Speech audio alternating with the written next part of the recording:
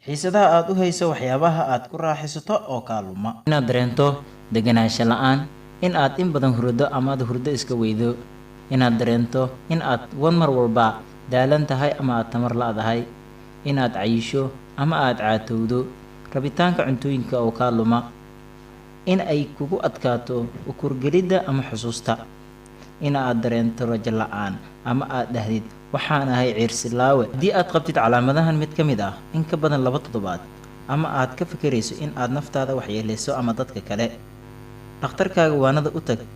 Waxaa laga yaabaa in aad diiqaysan tahay. Tallaabada ugu horreysa ee looga bogsanaan karo waa in aad Alle u cararto oo aad weydiisato in uu murugada iyo walwalka kaa reebo.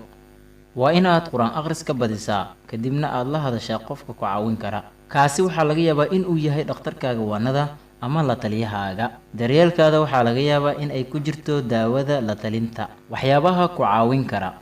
Cunto caafimaad leh, kana fogow cuntooyinka qashinka ah, ka fogow muqaadaraadka iyo alkoolada. Isku day inaad hesho 7 ilaa 8 saacadood oo hurdo ah habeenkii kasta. Biyo badan cab.